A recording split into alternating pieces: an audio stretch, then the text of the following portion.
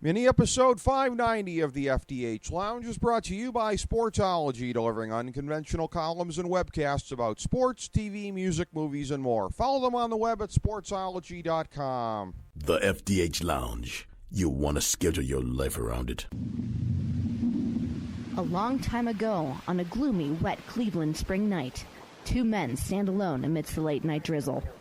Their voices echo across the vacant station parking lot as they debate the merits of the great American radio show that have been missing for far too long. On that night, an idea was born.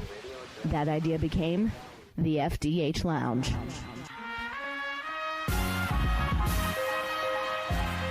Welcome to the FDH Lounge. Hello, everybody. Welcome to the FDH Lounge. Rick Morris and Kyle Ross, your FDH Lounge dignitaries. This is the Kyle Ross History of the Royal Rumble Anthology Part 3C. We are looking at 1998, a great year in the sport of professional graps.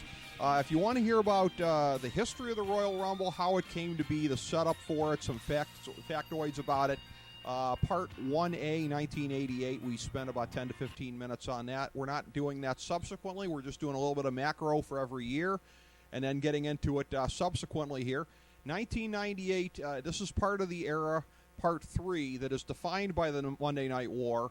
For the first time, the WWF, after being down for the count in this thing, is getting ready to pull ahead. They have undeniably at this point, I think it seems, a better and a hotter product. And as you talked about off-air, Kyle, it comes out of nowhere because on paper and every other way, they should have been buried. They should have been done after the Bret Hart screw job in Montreal. But they embraced the chaos. What happened there, it seemed to just rip the lid off the pressure cooker, and it was chaos everywhere, and they embraced it. They went with it, and you and I have both said off air, this is the first show of the Attitude Era. Yeah, well, Steve Austin, his importance can't be understated here. But we're calling Part 3, there's a war going on.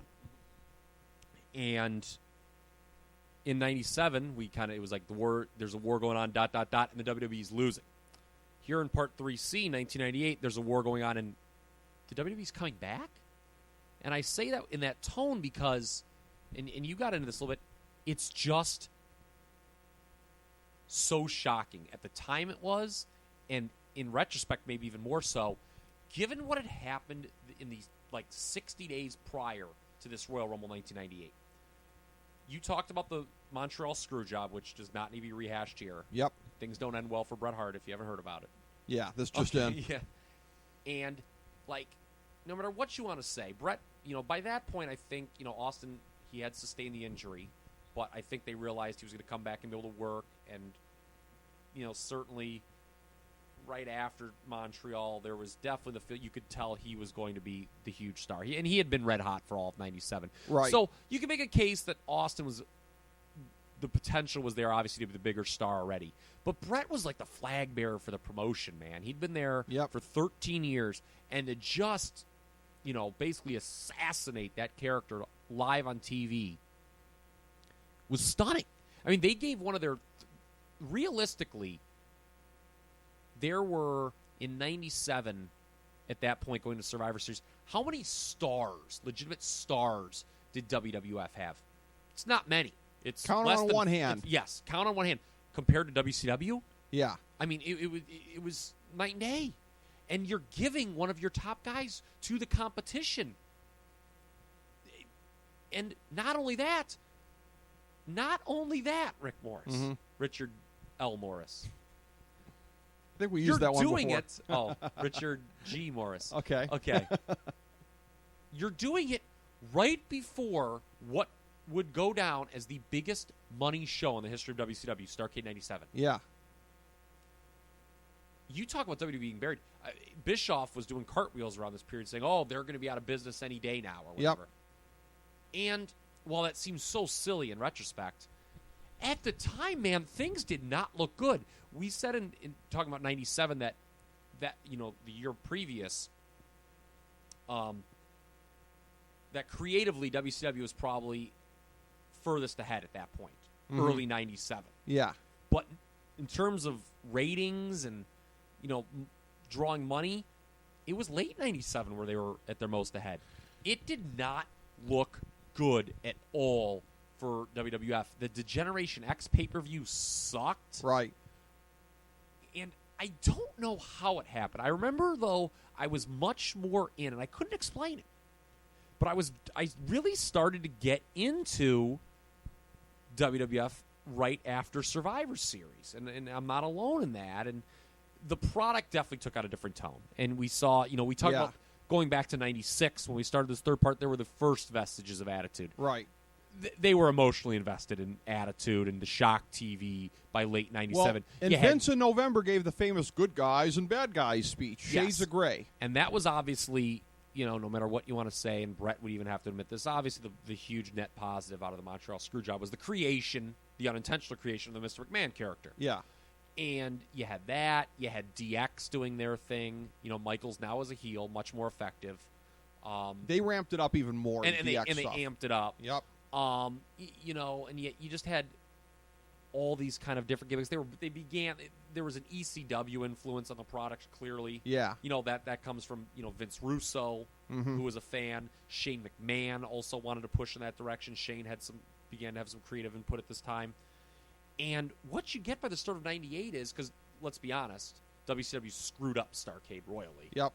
While it was their biggest money show, it's a terrible show to watch. Yeah. I mean, there's no good matches. The Sting Hogan thing did not. There weren't a lot of good programs. They didn't really build anything except the main event. Bischoff and Scott Hall, which Larry Zbyszko, or Zbyszko there. Yeah, I mean, but it's shocking. Like, and Nash and the Giant, which they didn't deliver on. Yeah, like when. For an event that was supposed to be their quote-unquote their WrestleMania 3, yeah, it ain't WrestleMania 3. No, it ain't WrestleMania 11. It ain't WrestleMania 9. Yeah, I mean, well, it's better than that. Okay, but I mean, not close. I mean, it's a really crappy event, and what they did is, they being WCW, they opened the door for the WWF, and the WWF, all of a sudden, in stark contrast to the beginning of '97, they had vision, and they knew what they wanted.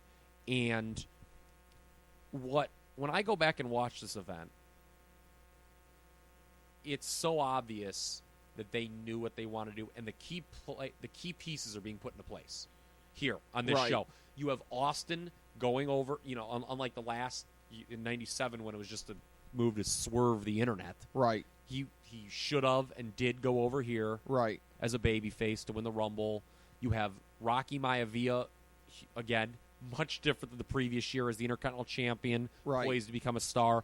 New Age Outlaws, the most unlikely over tag team ever. Right. Michaels is in DX. Undertaker his thing. You've got Kane. You have all the key pieces. It's really like from a booking standpoint. The early part of '98 is just a joy to watch, and I know you're. Yeah. That's going to be a big thing you harp on. It's one of the greatest years to me in wrestling history, WWF '98. In terms awesome. Of booking, yeah. I mean, when you look back, it's very clear that they knew. Like, it's almost like I always thought that, and we talked about this in the WrestleMania anthology. Hogan Savage, the story of the Mega Powers, is probably the greatest story ever told in the history of this company. Probably, yeah. But that was just one program. Here, it looked like they really knew what they were doing with a variety of guys, which you can't ever really say in company history. So you have all that, and then on top of it, it's funny. Brett kind of scoffs at this now, but sorry, Brett, it's a smart move. I'll roll my eyes at you this time. I agreed with you in '96. I'm going to disagree with you. They're like, well, yeah, they just wanted to give my money to Mike Tyson. Well, that was a smart move because the Mike Tyson factor. It was limited here at the Rumble. He was in attendance, and his favorite. They were pushing that something was going to be happening. He botched his favorite wrestler Cold Stone's name, but to this day, every time I drive by a Cold Stone creamery, I always get that Cold Stone. Yeah, I think, but his importance for WrestleMania cannot be understated. It was huge. It was so big, and so you throw him there, and all of a sudden it's like, wow. I mean. I don't know if you can remember watching this live. I was a senior, and I was kind of winding down my high school days. Not to get too detailed, it was big. I remember this event was a big day personally. It was a big day personally for Kyle Ross. Okay. But after the show, but sort of puts the lie to the whole wrestling fans virgins scenario. Yeah, there we go. This is a big day for Kyle Ross. I just remember that. I had a fun time watching this show, and then after the show, but.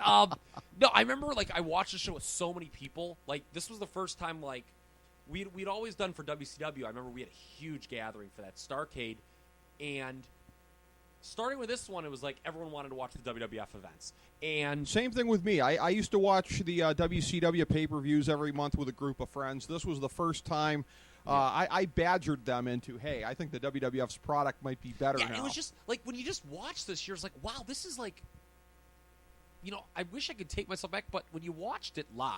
Yeah. And now it's easy to see because, so many of the guys became star. Well, one of them obviously became the biggest star ever. Rock became maybe the second. He's in that upper tier as well. And, right. A lot of guys became stars. Right. But, like, you just watch, you're like, wow, this is, like, really good all of a sudden. It was. Not that 97 sucked, and the beginning sucked, but, after WrestleMania, the Austin Hart stuff was really good. But the undercards in 97 were always horrible. Well, and here's the thing, too. I was thinking about this in terms of the general era.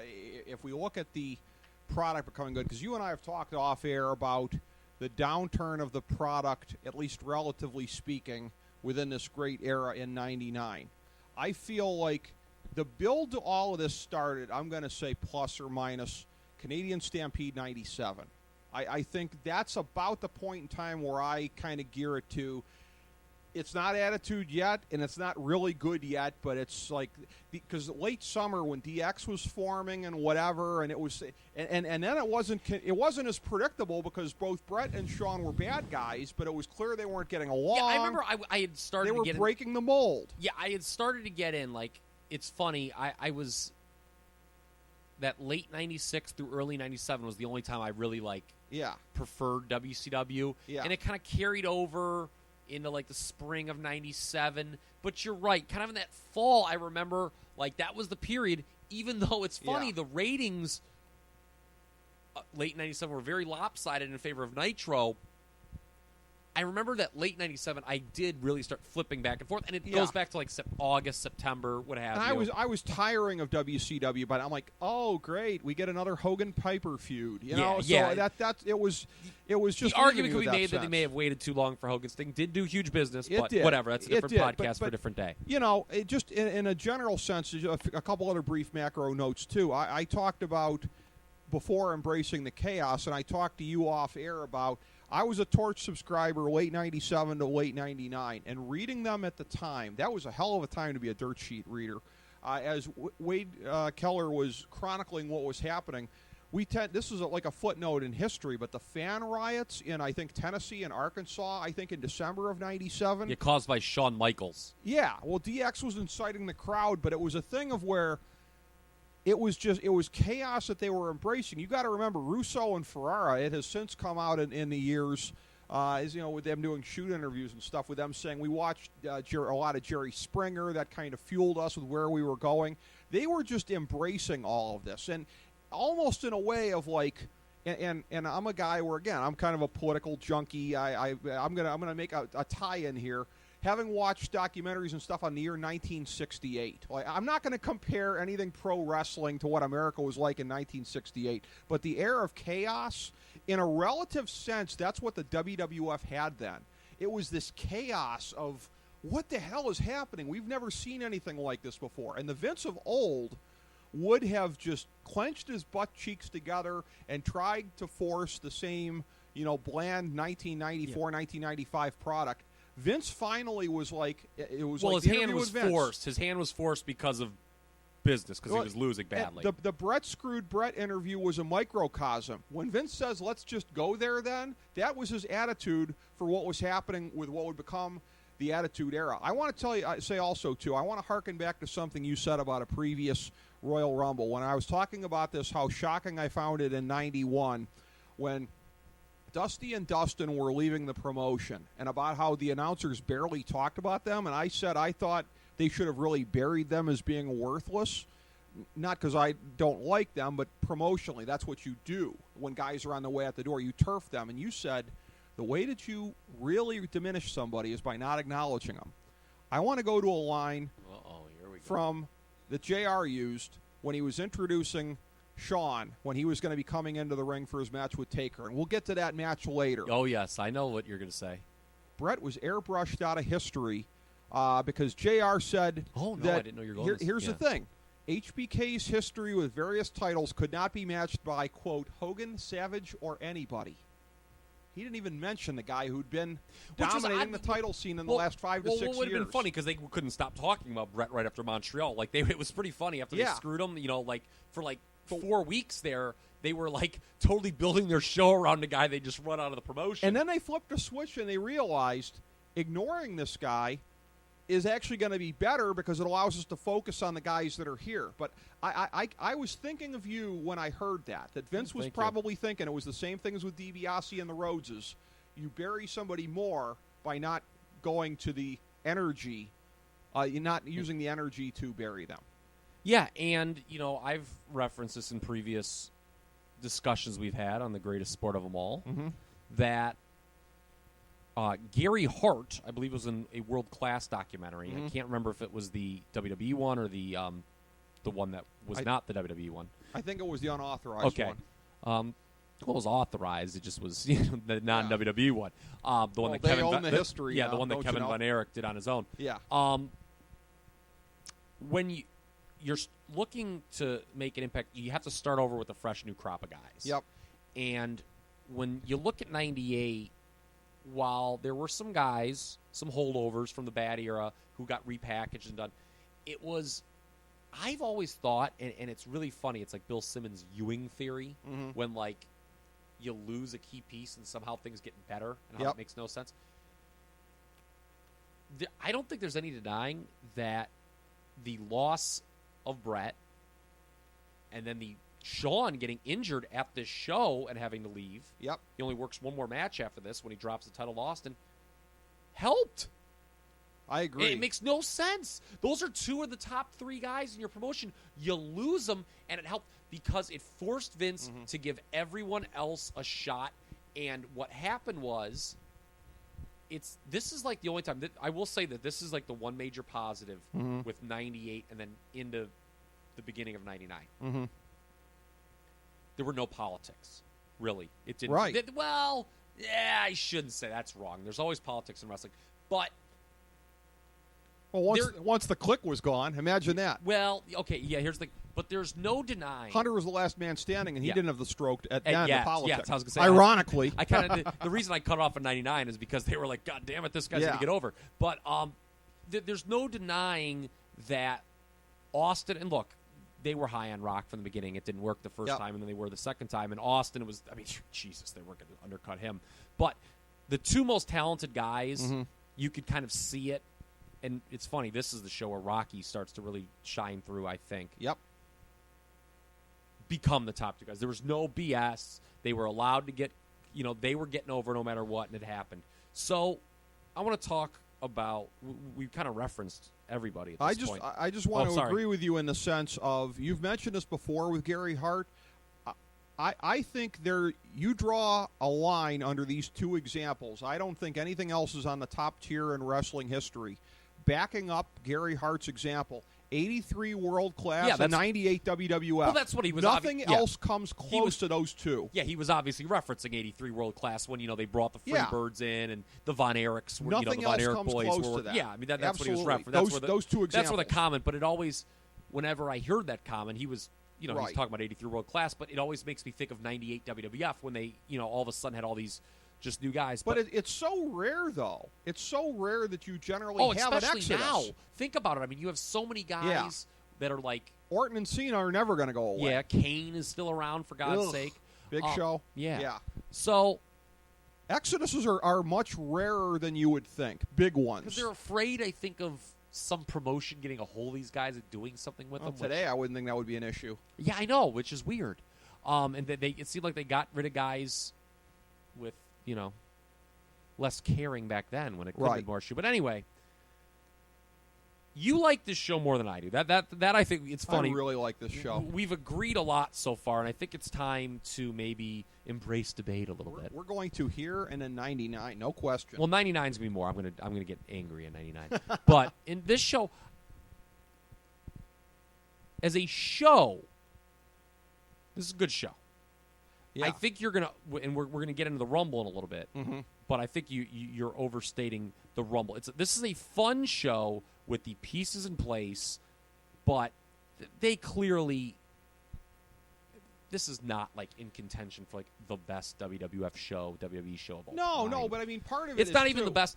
I'll say this, in the absence of really any great matches here, I would say from top to bottom, it was one of the better Rumble cards at the time, just because so many of the previous ones were pretty weak, had some dogs, whether it be weak Rumble matches, That's funny you have to qualify it by saying at the time, because of course we are overflowing with modern classic Rumbles in the 2000s. Oh, I think many of the 2000s, now in the 2010s, no, but in the 2000s, there are several pay-per-views better than this one. During the brand split era? Okay. I think there was some that are close from the brand split era. I think pre-brand split era, this will be the heads up, folks. We split this up, and I guarantee when we tape this, it will still be part 4. Okay. But part 4 is 2000 to 2002. Okay. I think almost all 2000 and 2001 certainly. And maybe 2002 could be are all better than this show. I gotta rewatch 2000 to 2002. They're all. I think I can see why you love this so much, because you're watching these. As a guy who's watched all of these Rumbles multiple times, I know what I'm getting generally when I watch in. So to me, it's not like, oh, I forgot about this. And I either watched once at the time or just bits and pieces here and there, never in its entirety. So you're very beholden to the eras. Where me, it's like, this was a great era, but.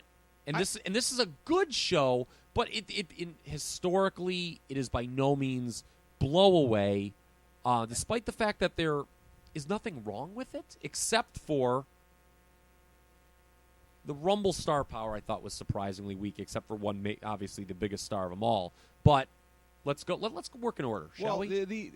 Here's the thing too. Okay. In fairness, again, you also had some of the same guys in the Rumble itself, but the Rumble match, the Rumble undercard, had a number of the guys that were really over at this time.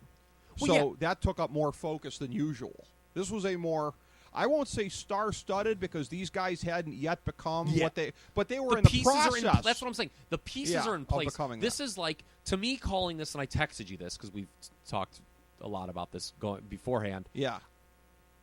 Calling this like the best Rumble ever would be calling the 91 Dallas Cowboys the best football team ever. Yeah. And for you non-football fans, or even for you football fans that may be scratching your head there, the Cowboys had won the Super Bowl in 92. Yeah. But when you look at that 91 team, they had all the, Aikman was on that team, Emmitt Smith, Irvin. The key pieces were in place. The playoffs got blown out by the Lions. Yeah, they lost to the Lions. And so, all the key pieces are in place, but I think that all of those key pieces all clearly had finer moments than this one. Maybe so. This was no one's finest hour, including Austin, despite the fact he won a match that goes an hour. I would agree with that. As far as the undercard goes, shall we talk about some of these key pieces? Well, and here's the thing, too. An underrated piece of the Attitude Era, because much of what he's remembered for is pre-Attitude Era, and of being maybe the single biggest precursor when you look at his 95, 96 run, whatever, Gold Dust. But what they did with Gold Dust in the fall, they obviously had to abandon the Brian Pillman feud, R.I.P. So as far as what they were going to do with him, Gold Dust, if you're looking for a poster child for everything I talked about with the Jerry Springer stuff and whatever, he became very shameless. Full on weird. Put him with Luna. He's wearing like the fake breasts. Supposedly he wanted to get breast implants. I've heard that he wanted. I had too. It was weird that this was like the third incarnation of Goldust. Most over the top by far. He comes in and they did the homosexual vibes. They obviously had to get away from that. Then they turned him face, which did not work, and he was a terrible face in 97. He was. So then they go to the artist formerly known as Goldust, playing off the artist formerly known as Prince at the time. And it wasn't his best work in his career by any means. Right. He was just at his most shameless, and you're right, it fit the Attitude Era. He works against Vader here. They had kind of a feud going. It actually started Survivor Series. This is one of those like forgettable feuds from the period. when he turned heel, actually, he turned on Team USA at the Survivor Series, if you remember, against the Great American Patriot Vader, who had turned face. Vader's now a face here, and they had a decent enough opener. It's a blink and you'll miss it at first. Kind of a creative finish. Yes, gets I on do Vader's like the back. finish. The finish was cool. That was the kind of stuff they did to kind of draw the Pavlonian response, and it worked. I mean, it was fine. I got no problem with that. And here's the thing, too, though, but I mean, and we don't generally think of wrestlers in this way, but because I think very few periods of time are as well defined as the Attitude Era.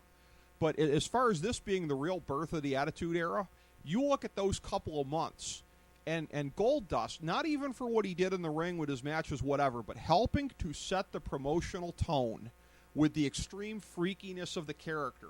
Goldust was, I'm not going to say essential, but he was a big part of that.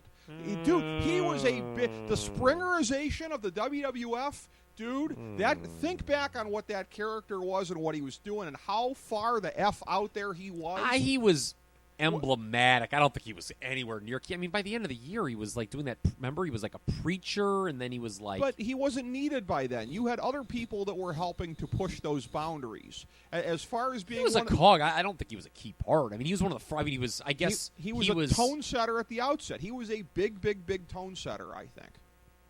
I'll give you that. That's okay. That's all I'm talking about. I don't think he was tremendously important. I'd say an overlooked piece of history. I mean, his importance or lack of it, I think, is kind of stated by the fact that this really did nothing for Vader. Well, it didn't, and by the next month he would be jobbing the cane and calling himself a fat piece of ass. No, he jobbed him in February, but I think what he said, "I ain't nothing but a fat piece of shit." I think that was the pay-per-view. I'm sorry, I laugh because whenever I feel like I've eaten too much fast food, me and my buddies, we always channel that.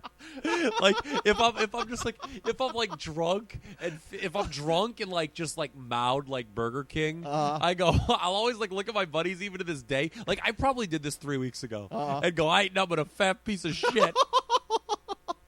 One of those things you got to be a wrestling fan to appreciate. Yeah. If you don't know that, you're like, "Oh, that's kind of funny." You call it as a fan. It's like if you only knew. Yeah. But so anyway, first, key pieces. Let's talk about a legitimate key piece. New Age Outlaws. I referred to them earlier as the possibly just the most unlikely over team ever. I mean, these guys were bums. A random couple of guys thrown together. And unfortunately, they meant nothing at the time. No, and they just went together. And what's funny is we talked about how quickly it clicked. Yeah. I remember watching it, and I'm like, these guys should suck, but I'm like, why am I entertained by these guys? They gave, Road Dogg, he was no longer the real Jesse James. He was the Road Dogg. Right. And they gave him a mic, and he got himself over, and he got the team over. Billy Gunn, always had that good look. He's a terrible singles wrestler, always was, and I'll rip on him again in '99 for that. But he was a good complimentary piece on the mic too. It was just he said 2 words. Yeah. Still. Yeah. But it was weird how these two, they just worked. And what's funny, it's kind of a blessing and curse when you look at, how the promotion to this day, in that because these two worked, they always try to when in doubt, when they have 2 singles guys going nowhere, they'll always be like, I feel that they probably, remember the New Age Outlaws? We'll just put these 2 random guys together and we'll recapture that magic. The whole is greater than the sum of the parts. It's never worked like this, and it never can. It's one of those things just completely unexplainable. You had 2 guys who sucked apart, and by the way, it made splitting them up.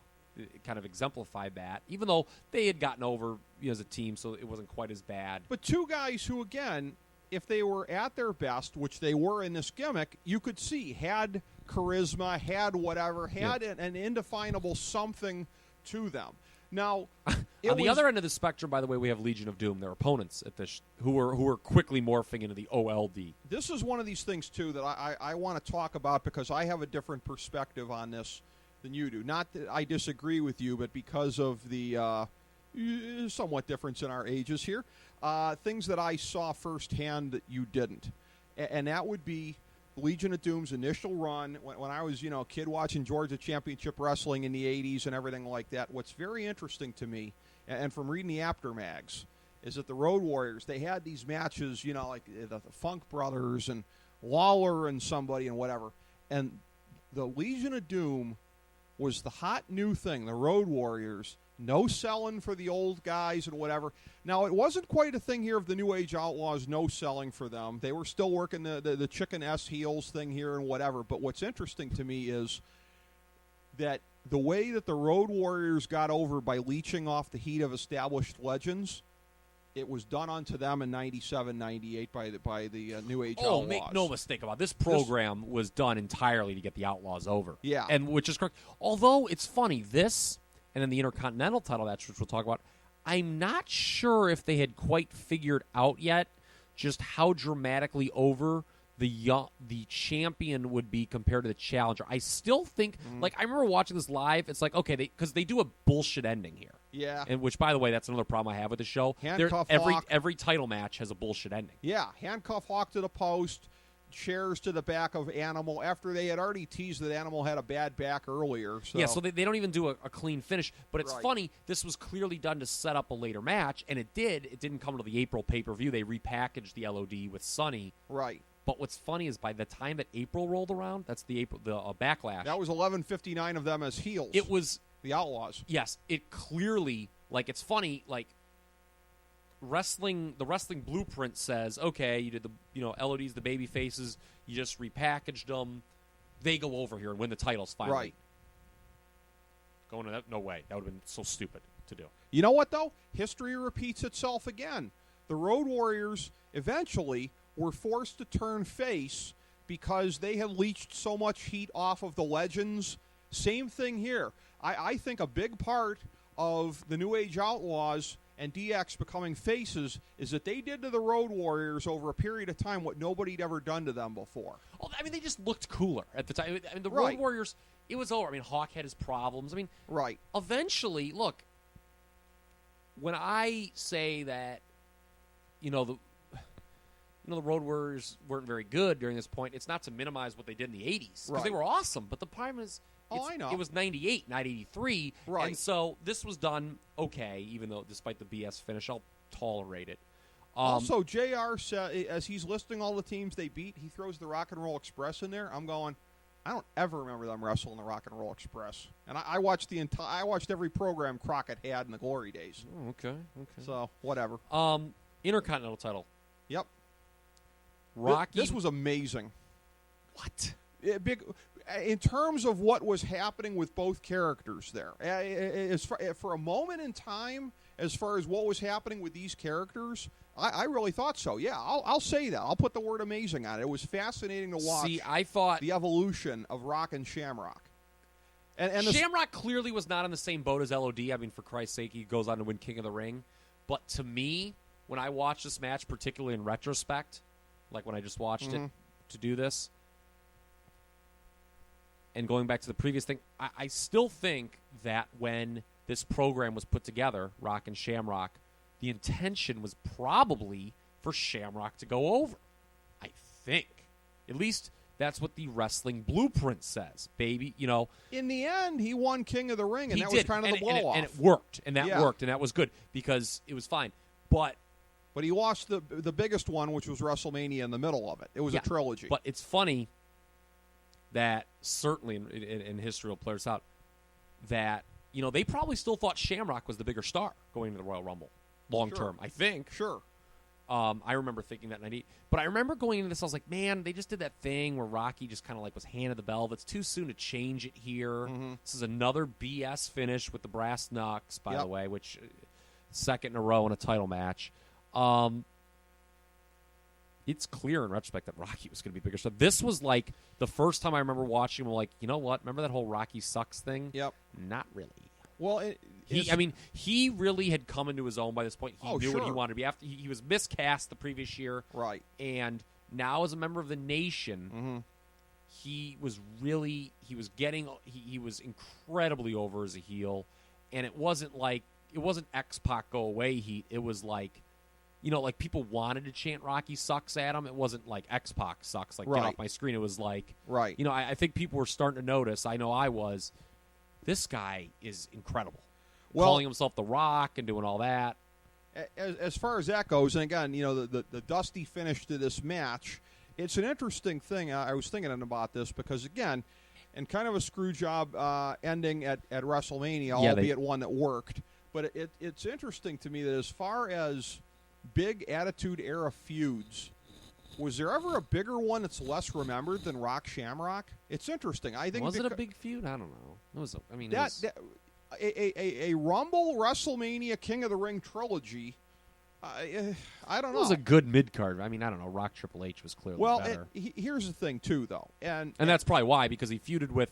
Here's the thing: right after Shamrock, it was Rock Triple H, and both those guys became stars. Well, Shamrock did not. And let's say this too. I mean, and you can't watch Shamrock stuff then. And again, for anybody listening, as we keep coming back to this, we're talking about this, in early to mid 2015. You can't watch the Shamrock stuff without making a comparison in your head to what they're doing with Rock these days. Both guys coming in off of the MMA gimmick. And you mean Brock? With Brock, yeah. Or, I'm sorry, Shamrock and Brock. That one tends to evoke the other, I think. And what I look at in particular with the Royal Rumble, the finish to it, and then Shamrock goes berserk in the ring on the refs, whatever, somewhat akin to what Brock did after WrestleMania. Shamrock essentially, whatever they were thinking, whatever they were envisioning with him, they have done subsequently much better with Brock and really applied it. And again, a lot of that has been, frankly, quite the shortcut of Brock sells less. Brock has. It's fitting that he wrestled Goldberg at WrestleMania 20 because both of them, I don't say this critically, but it's the same shortcut as the Road Warriors had. If you don't sell as a heel, then you're going to get cheered, you're going to get over, whatever. Shamrock sold a lot. Shamrock, they didn't really. It's funny. He sort of became just another guy quicker than he should have. Yes, I'll absolutely. go back to again. He was at this point. Look, he had talent here. Right. I'm not trying to minimize him, but even here, and he was effective. This isn't a bad thing. What I'm going to say, he wasn't special. He was just an over mid card babyface. Once again, when he came in. He had plausibly the outsider heat. Boy, did that diminish in a hurry with their booking. Yeah, I mean, it really did. I don't think they knew what they had at the time. And look, I'll be honest with you. I mean, Ken Shamrock. Well, another thing is Steve Austin is just. I don't care what you say. I mean, no matter how they book Ken Shamrock would not have been a bigger star than Steve Austin. No. You couldn't have put him in that spot. From the sublime to the ridiculous, with Sonny was doing guest refereeing in a minis match, mostly just for time filler. Yeah, you only had a couple matches. You had 3 hours to fill here. Played for laughs by the King on commentary. They were doing a lot of search for Austin segments backstage. Again, because he was the build of the show. Everyone was looking for him to try to attack him. I think you'll agree with me when I say this, as far as the overall build of the show with Austin, that if there had been a Royal Rumble in 1984, if that was the way that Hogan was coming into the promotion and was going to wrestle the Sheik at WrestleMania, this is the build that Hogan would have gotten on the build to his first world title match, what they were doing with Austin, right? Yes. Okay. So let's talk about the Royal Rumble, shall we? Okay. Because you like it. Are we all the way through the undercard? Yes. I think. Okay. Well, yeah, and then again, third year in a row, the Rumble comes before the world title we'll come match. Back to Sean Taker at the end. Okay. You like this Rumble more than I do. I already know that. 4 stars, baby. That's way too high. That's way too high. I have 2 issues with this Rumble. One is and they're basically the same thing.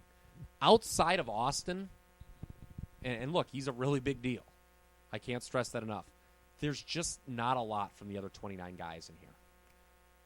There's just, here's another thing. We talk about how shocking this comeback is by the WWF and the Monday Night Wars because of the events the previous 60 days with Survivor Series and Starrcade. What about with just how their roster was? Their roster compared to WCW at this point was so much weaker. Smoke and mirrors, no question. And they did. They had to do a lot of smoke and mirrors. And look, Austin became the biggest star, and he deserves the lion's share of the credit, not just for this show getting over, but for the WWE coming back and winning the Monday Night Wars. But, my God, you look at this Rumble, and thank God, if it had not been for Austin, this thing would have sucked. Here's the thing, though. And I guess it's a catch-22 because they knew they had Austin, and so they put all the focus on him, And it's the right thing to do because, look, when a Rumble is at its best, there's multiple focuses. Right. To me, my issue with this match, it's basically just waiting for Steve Austin. And that's it. Like, nothing that isn't so are you Steve gonna Austin. You're going to hold the predictability against it? No, not the predictability. Okay. Okay. I'm trying to think of one. See, the problem is like with Hogan because like there weren't that many. Like 91, it was very predictable. And that was bad. But like 90, okay, there was other stuff. Because like Hogan winning in 90, I guess, is somewhat predictable. Even though I remember we agreed that maybe they could have gone a different direction. There were other things in 90 that took your attention away from Hogan early. It wasn't just like, oh, God, please, Hulk Hogan, come out. There's another Rumble that I'm going to compare to this one that we have not talked about yet. It's 2000 with The Rock, where, and again, we talked about this 97, the caste system, where if you weren't promoted as a potential winner, who gives a damn about you? Look, Austin absolutely should have gone over here, but my problem is that most of the other guys here, it's just a collection of guys who aren't really over and aren't really good, and you didn't think they were going to win, and there just wasn't anything memorable until that spot when they're all waiting for Austin and he comes through the crowd. I'm going to agree to disagree with you on this because, all right, this being 1998, so this would be already the 11th one now since we've started this series. And I'm going to include 99 in this as well because it's clear I didn't enjoy this part as much. My favorite opening sequence out of any of the first 12, the Cactus and Chainsaw stuff at the beginning. First ever hardcore stuff in the Rumble. Now, again, some of it's hard to watch today. The chair shots to the head, the loose talk of concussions. Mankind had a concussion on Raw this past week. You know what? No, I'm sorry. They did that the next year. But anyways, that kind of... Which we will get into, obviously. Right. The over-the-top stuff there. But, I mean, the garbage cans...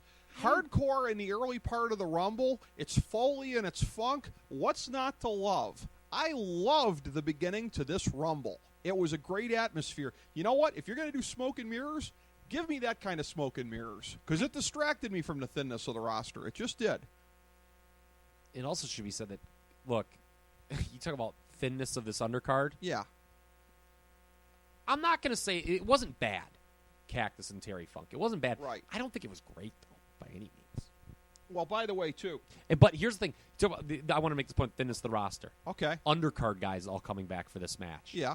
Or I guess Rock and Shamrock do Vader Goldust, not the Outlaws and LOD didn't. Foley working 3 times. 3 faces you of talk Foley. about Yeah. small. I know it's kind of fun and because it's Foley, it sort of works. But my God, does that underscore how thin this roster was? With the King, they ripped the seal off that the previous year. Now it's anything goes. We're going to do gimmicks. That was an obvious gimmick. 3 faces of Foley. And it was okay, but I mean, dude, Tom Brady, Headbanger Mosh, Phineas Godwin, Blackjack Bradshaw, freaking DOA, the Truth Commission was in this thing. Bradshaw kept getting put over by JR as a great physical specimen and a tough individual. He must have signed him. he must have signed did. him. Yeah, he must have signed. To me, other than Austin, the only guy who impressed me in this match was Rocky. Well, yeah, Rocky and like him. I mean, he lasted. They gave him 50 minutes in this thing, which was pretty good, right? Because there were just a lot of dogs in this thing, now, man. Kurgan got the giant treatment in the match. Why? Well, he is tall. But what was interesting is this was undermined slightly. I noticed this a few times in watching it. He's not much taller than Bradshaw, who's like, I think, a legitimate 6'6", 6'7", so that kind of undermined it a little bit. We talk about things that are the first of their kind. The previous year, Lawler doing the whole gimmick entry. This time, the first of the nostalgia entries as the Honky Tonk Man comes out there for his thing. And interestingly enough, I don't ever remember another time where Lawler referred to him as his cousin, but he openly referred to him as his cousin in this match, rooted for him. And I think it was always wink stuff. If you watch the Honky Tonk Man shoot interviews, he was an injury replacement for Triple H. Yeah, it wasn't like a promoted right. It was one of those nostalgia things that meant nothing. Triple H with the dislocated kneecap. They did an angle where him and China eliminated Owen. They ran a mini angle that was in isolation on this night, to the best of my knowledge, never referred to before or since. Yeah. Jeff Jarrett and Jim Cornette attacking Owen, presumably on behalf of either Vince or on behalf of DX. Kind of left unexplained. And it wasn't Owen comes good. out later on, attacks Jarrett. I did like the advancement in the Owen Triple H feud. I thought that worked. Yeah, that was all right. But, like, Owen was like, it's funny. Owen Hart was, you could make a case maybe the number 2 babyface for Sure. a little bit here. Yeah. I mean, he certainly had every reason to be. They really made sure that he didn't stay number 2 babyface for long. He was even on Austin's team at that No Way Out of Texas pay-per-view, the Right. February pay-per-view. And he had the legit program with DX, obviously, coming out of Montreal. They really marginalized him in this. He was on the fast track to just another Guyville. Yeah, no by question. the way, that NWA gimmick with Cornette was terrible. It was. It was awful. It was pretty weird. Weird? Yeah. It was horrible. I would agree. I think it was one of those things that, there are 2 schools of thought on that. Mm-hmm. One is that Cornette thought it was like really awesome and would really get over, and he really wanted to do it. And Vinny Rue, I guess, said, "Go book your own angle, bro." Yeah, because Vinny Rue knew how shitty it would be, and was like, "I cannot wait to make Jim Cornette and the NWA look like crap." Who knew Vince Russo was that Machiavellian? Yeah, But, Vin. Having said that, though, a hot crowd throughout, molten crowd throughout What? this thing. They were just reacting to these guys like they were the second coming. This was a hot Ricky, crowd. I was Ricky, very, I mean this in all due respect. I Yeah. think you're wrong. I Like this I was thought it was a like hot I crowd. thought until the it came down to Austin Rock. Mhm. I thought this crowd was well when Austin comes out. This Obviously, was not a modern day Washington D.C. crowd. This was a crowd this was like a modern day Chicago crowd. that is insane. You're wrong. Like you're just Really? like dude. Okay. Other than Austin when he came out, Okay. And remember, through the years we haven't really talked about this because it's kind of minor, but it matters. They do the music Right. now at this point. Yep. And it causes that brief reaction when a guy comes out. Yep. Now, granted, I thought half these guys got no reaction on this show, like Well- none at all.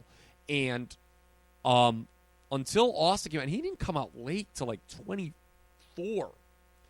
Until he came out, I thought this crowd was dead, and I thought after he kind of came in and did his business, I thought they. Well, I'm referring to the crowd as a whole for the show, including the undercard with Rock Shamrock, LOD Outlaws. I mean, as a whole, I thought it was a hot crowd, not just this match. I thought for the match they were relatively dead for a Rumble because of the lack of star. Until Austin's entrance, and when it comes down to Austin Rock, I thought this was one of the deadest crowds for any Rumble ever. There was something on this card that was very unrepresentative of the time period. If you look at 1998 in a time capsule, this is certainly incongruous as far as the impact on the show. One of the most over people by far in a year when a lot of people were really over only had a brief moment on this show during the Rumble. Sable accompanying Mark Mero to the ring and then going to the back. Sable was one of the biggest people in '98, and had like no impact on the show. Yeah, well, because I mean, obviously she was huge. Like I a think case could be she made was that she was like starting to a get number there. 3 star at WrestleMania, Yeah. but they really built her up for WrestleMania. There was no Right. place for her on this show. That's true. I mean, they weren't doing the women versus men stuff here, or Right. like they were taking bumps. I mean, there was no place for her on But this show. Sonny was out there longer than she was, and Sonny'd been eclipsed by her by now. So that was just Yeah. kind of weird. You had. I thought this was interesting. Go ahead and try to convince me how this is a 4-star match in the same breath as 92. Keep going, because you're not okay. even close yet. All right. I would argue that this was a better version of what you liked from '94, the Brett's not coming out moment, which they did with Austin. They teased Austin's not coming out, Different. that he'd been attacked in the back. By the way, King. No one bought. Well, hold on. It's actually totally different because Okay. no one bought the Austin thing. Had Steve Austin not come out, Mm-hmm. there would have been a freaking riot. Had Bret Hart not come out, Yeah, it would have been. There was still Luger. that's true. King referencing that my sources told me Ken Shamrock attacked him. That seemed weird and out of left field. I didn't know where they were going with that because there was supposed to be a bounty on him, I guess. No, that was the next year. Well, that's right. That's right. This was this was just revenge because he was beating everybody up leading to it. You're right. Still not convinced this is better than an average Rumble. This next point isn't going to convince you. It's just something I found weird. In a kayfabe sense, you talk about it in a kayfabe sense and in a business sense. In a business sense, with where they were going, this made all the sense in the world. In a kayfabe sense, JR kept referring to WrestleMania 14 as the biggest event of all time. Why would it, on that night, have seemed to be like it was going to be any bigger than the last year or the next year after it? Or if you build it, they will come. I guess it worked there. When Austin did come in, again, that's one of the bigger...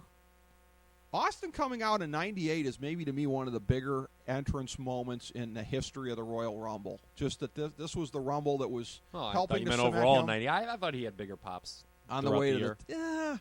But this was the making of Austin. We were still on the journey to WrestleMania. Yeah, but Austin had bigger moments than this. At the Royal Rumble, he had bigger moments than this. The next year when he came out was pretty big, and that's a year that you really kind of downgrade. Well, but, I thought I was referring to 01, actually. I thought he had bigger moments. Savio came out with the other three Bariquas to attack him in the match. That was a weird kind of a deal. Not very good either. It again, The Rock did great work in the match. I will give you that. Being the Iron Man, he was stunnered and then thrown over the top. They had a battle on the floor before that, which was kind of weird. Another thing, too... How about Mark Henry's atrocious elimination, by the way, where he just walked over the ropes because he was supposed to go out and he screwed up. But by the way, in terms of what they do or don't do and why they do or don't do it, Austin was never at any point referred to as the defending champion. Now, he had cheated to win as a scummy heel the previous year. Maybe that was why. But for a guy who's supposed to be the focus of the promotion and whatever... Very, very interesting. Now, by '99, he's going clean. For it's clean slate. Well, that's true. It's clean slate. '98, man. Yeah, true. But in '99 they referenced that he was going for 3 in a row. Mm-hmm. Again, I just felt look. I mean, a lot of this is just going to be agree to disagree. I mean, it's a thing where you're looking at Kurgan and you can't get past the fact that he ended up being a turd in the long run, actually even the short to medium run. But look, that spot in the match, the giant spot with him, whatever. Like I said, I mean, a little bit undermined by the fact that Bradshaw was almost as tall as him, but everybody involved was making it work for me and watching it. I think you and, frankly, I'm going to say certain corners of the IWC. I think it's you're going to lump me with those people. Are you kidding me? I think it's you might be with the neckbeard crowd on this one. Some of the folks that I read at PWO and everything like that. How could you possibly I liked watching the '98 Rumble because it's a bunch of people that were over and getting more over. Who and it was a over fun besides Steve show. Austin and The Rock in this? In this Savio Vega? DOA Skull? Cactus and Chainsaw were Chainsaw over. Charlie was not very over. Yeah, he was. I really felt like the chainsaw itself at the beginning, which was a stupid gimmick. Why wasn't he just Terry Funk? He probably should have been dumb. Cactus, even by the third time he came out, the crowd was like, "Okay, we get it. You're gonna get thrown out a third time." Well, look, I don't hate this show. I just like it less. I just think that first of all, as a show, I like the show as a whole. The Rumble itself, though, is I feel calling this Rumble as a Rumble, I feel calling it average is almost generous. I gave it 3 stars, which is an upgrade, certainly over previous years. It's the first Rumble I would have given 3 stars to, since '92, which I gave 5. But I just think it's nostalgia, and I'll freely admit that because watching this, I just love it. It takes me back to a much better time, a time when they didn't have self-defeating booking. I can't wait to get on you for you and your booking qualms. Sometimes some are legitimate, but others I think are foolish. Yeah, well, I just again, it was an enjoyable match. I mean, and like I said, you want to diminish the people that were in it, but to me, it didn't suck as big of a chode as '94 did or '95. I think 95. I would agree. I think a case could be made that the bottom here was worse than '94. The top was higher, obviously. And yet, on a wrestler-for-wrestler level, I'll almost guarantee you more over than the bottom 20 to 25 guys in the 94 match. I don't see who was over in this besides all, like... Who was more over, Kurgan in this match or Kwang in 94? Neither. Kurgan the Interrogator was never over, ever, once in his life.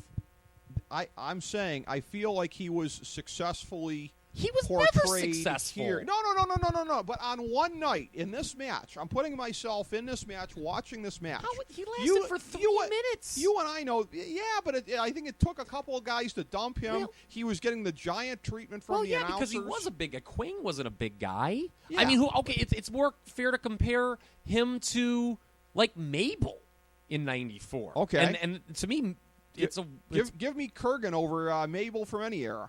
I mean. Well, no, there are no winners in that one. I mean, I just think that you had one really over guy, and because of that, this match is again. I just think the entire success of this Rumble is owed to Austin, which is fine because Steve Austin's Steve Austin, but otherwise, it's just not like when I watch this and I've watched it too, and I love this time period just like you do. But when I watched it for this, I was taken just so aback. I was like, God, was this roster awful? I just feel like you and, like I said, certain corners of the IWC are probably like sitting there with an Excel spreadsheet of like, I don't like this. Here we this go. Guy's not as much Wait over. a minute. This guy. Who's got 5 pages of notes? I'm just trying to be well prepared on this. You're trying to be well prepared. Yeah. This is show prep, but I mean, it's a thing where it's just like what's the difference? If I'm in, but no, but it's like. I'm saying that I enjoyed 94, though. I think I'm simplifying it, though. It's just like it's a great product, and I'm loving watching it. And that, yes, I'm sorry, I am more era dependent. Like I don't think I can enjoy anything from a bad period. I think I can downgrade stuff from a good period. And by bad period, you mean things that go against your fantasy booking. 93 to 95. If you want to defend that, feel free. But there were certain good parts. WrestleMania 10 was a fine show. Again, better than WrestleMania 30. Well, that's pretty funny. But I think that again, my preferences are more era dependent. And I'm not saying that this era is worse than the previous ones. I'm just saying that I just knowing what's coming, there were better Rumbles than this one. I mean, if you're putting this one at 4 stars, what was coming. I mean. Look, here's the thing, too. I feel like I'm evaluating it as I would have in the moment. This is a Rumble that I did watch and that I enjoyed watching and everything. But, I think with you, it's a thing of how you viewed it through youthful eyes versus, I'm older and wiser now. No, not at all. On my Excel spreadsheet, I don't approve of the overness of some of these undercard wrestlers. No one was over in this except Steve Austin. You keep saying, everyone was over. No one was over. Not one guy was over except Austin. I will bet you. I mean, I don't know how we would prove this, but on a wrestler for wrestler basis, the wrestlers in this were more over than just about everyone in the 94 You're Rumble. Comparing it to the bad. Here's the thing. I've also already watched all the Rumbles. Yeah. And so I kind of have it fit. Okay, compare it to this. Right. To your point. And I know for a fact there are a large number of Rumbles, not large, but probably better than 50% that compare favorably to this Rumble. I'd be. This is not a top 10 Royal Rumble of all time. This is not even this. Maybe top 15. If there's anything, maybe top 15 Royal Rumble, and that's funny because you and I are going to disagree. Because here's the thing: if there's any Royal Rumbles post Attitude Era that I have rated higher than this, I'd be shocked. The modern formulaic paint by numbers crap, I don't think so. This is second for me so far, and I don't see any way this is going to fall out of my top 5. Well, that's a typical Republican. You've got your mind, and you're not changing it. Let me tell you something. I would say, depending on what your thing of the Attitude, I would say from 2000 to 2008, I'll throw the cards on the table, man. Actually, I should take that back because 2000 is a very comparable Rumble to this one. When I watched them, I think they're very identical. Okay. From 2001 to 2008, I have every single Rumble but one rated higher than this. Whoa, we are really going to disagree. You haven't even watched them yet, so you've already got your mind made up. Here's the thing, though. I have watched most of the ones as they happened, at least about half of them, I'd say, in the modern era. So we'll see. I'm just guessing. But that's like, to me, that is when, like, I mean, here's the thing. At this point, the Rumble's still not the second best pay-per-view of the year. Top pay-per-view. SummerSlam's still better. Yeah, it is. It is. It'll be. It wasn't until the 2000s when the Rumble got better. Well, here's the thing to tease for next year. What about Shawn Michaels Undertaker? We're not going to talk about that. Oh, okay. Well, I think I still want to mention this about next year. That this year is one where I think you and I both agree it's the start of the Attitude Era. Oh, absolutely. 99 is the card. It's not exactly the start, but if you're going to look for one card that is emblematic of the paint-by-numbers template that they would build for the rest of the Attitude Era and then the post-Attitude Era, you could do a lot worse than the 99 Royal Rumble as an example for that. There was a lot of stuff from the 99 Rumble that would become part of the modern trope system. And we'll get into that. Not all of it's good, like you said. Trust me. That's true. The main event, okay. By the way, third BS finish in 3 title matches on this show. Yeah. Again, this show's okay. I'm glad that we're getting into that right as we pass the hour mark here. So, okay. Shawn and Taker. Well, if you wouldn't have done the usual get off my lawn, you and your Excel sheet, because you're losing every battle, because you're telling me that the crowd's going wild for fucking Tom Brady, okay? You're putting words in my mouth. I'm not defending Tom Brady. Well, you defended Kurgan, which, some countries, that's like a crime. In that moment. I believe that whatever one that he was in what moment? The 3 minutes and 38 seconds he's in? Like, you're not allowed to ever admit that Kurgan had an effective moment because the IWC No, it has nothing to do with that. It's because I watched Kurgan and he never had one. I'm a guy who could trust me. I can't wait to see who's with the IWC as we go through this thing. I can't wait. Triple H went over again. Oh, my God. The company's dead. Oh, my God. Roman Reigns won. No. It's over. The company will be out of business tomorrow. Well, hey, if the neckbeards are agreeing with me on that, it just means that they're right. Oh, Jesus, I've heard it all now. Headbanger Thrasher, man. This guy could have got a chance. Anyway, so I thought Michaels Taker is, despite the fact, by the way, whoever lives above you, I think, is about ready to fight us, I think. F them. Oh, wow, you don't like them, apparently. I don't, and if they listen to the show, we may have some problems, but I don't. They're not from here, shall we say. Jeez, here we go. Yeah, you get off. Different customs from different places. Sign up. Yeah. I'd be glad to shake their hand. Anyway. Michaels Undertaker. I feel that they might spit borscht in your face if you did. I get out of here. I'm not going to be a part of it. I like the main event. To be honest with you, I thought this main event, not the Rumble, is what made this show a little more enjoyable. To be honest with you, it was a good match. It was a great performance from Michaels. Winds up hurting his back pretty early in it. That's hard to watch. I watched that at the time, and it looked bad because it looked like he nicked it. It's goofy with the. It's funny. It should be said that there's some similarities between the finish here and Yoko Taker, the dreaded Yoko Taker. You have all the heels come in, right? A lot of jabrones, quite frankly. All of the Outlaws were out there, but the frickin' Barrique was stunk. That's one of the things I had in my notes. That's a bad echo. Yeah, but setting up a Kane swerve of all things. Yeah, the crowd really bought that though, which is shocking. Mm-hmm. The crowd, that I will give you, the crowd bought, and they did the right thing. They did the angle where Kane burns him in the casket afterwards. I just thought it was. I gave the match like 3.5 stars. I think it's a good main event. It had some really good spots. Michaels delivering one of the best pile drivers you'll ever see on the stairs. The crotch chop when he's in the casket. This was obviously there was no chance that they would duplicate Hell in the Cell. Right. But it's a very good main event match. They it was they hadn't really beaten the swerve thing into the ground as much as they would in the subsequent years. That helped with Kane. One of the notes that I had too, and this is one of the things I zoomed in on, the HBK Taker feud package. This must have taken some work in the editing room.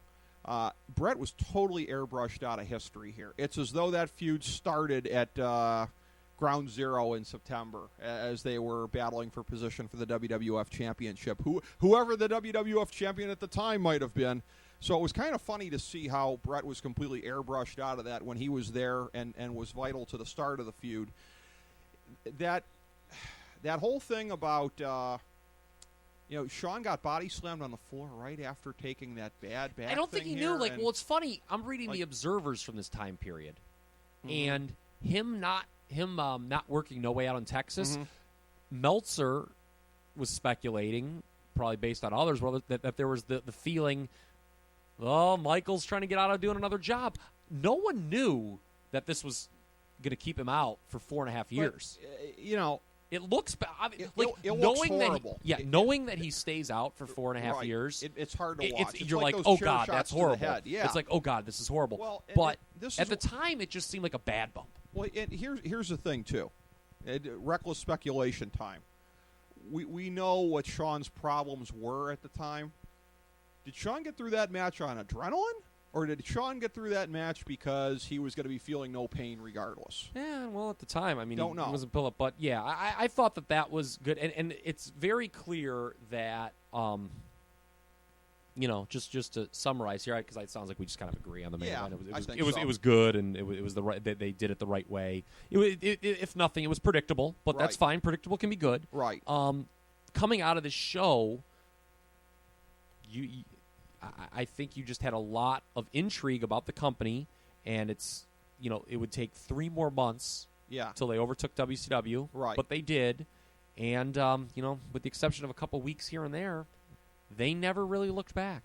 Well, and here's the thing, too, and I'll just say this, is the difference of 98, and because I'm going to agree with you that 99 wasn't as good. Top to the card, especially the undercard, I'd say, but the Rumble match itself. Here's the thing: in '98, I mean, we're witnessing the birth of an era, and this is a time of we've talked about this before, of Vince just kind of throwing up his hands and kind of like, letting the chaos take over, let the fans determine the push on guys and whatever. By '99, they're starting to get safe again. Vince is trying to build a formula to keep it going. Anytime a formula becomes too overt, you lose something. 98 had a freshness and a spontaneity that will never be recaptured. By 99, it's kind of like a little bit of here we go again, and oh my God, this thing they did here, they're going to beat that into the ground for the next 16 years. And I have some theories on why that happened, but that's a different. Right. That's you'll have to tune into part 3D. Yep, and you'll be hearing that in a while, but we'll be recording that pretty shortly. As we bring the show to a close, we would like to extend our deepest gratitude to NBC, CBS, ABC, Fox, all Clear Channel affiliates, TNT, TBS, USA, UPN, Deadspin.com, YouTube.com, YTMND.com, MySpace.com, various blogs, Fox News, CNN, CNBC, MSNBC, IamBoard.com, Billboard.com, Google.com, ESPN, ESPN2, ESPN News, ESPN Classic, NBA TV, NFL Network, Sports Time Ohio, Athlon Magazine, Comedy Central, Cartoon Network, The Boomerang Channel, QVC, BET, The Spice Channel, Steno Notebooks, Manwich, Papermate Office Supplies, waitresses, strippers, bartenders, garbage men, janitors, microwave popcorn, the writers of The Office, Scrubs, Entourage, My Name is Earl, Oz, Metalocalypse and the Boondocks, Aquafina, and the Periodic Table of Elements.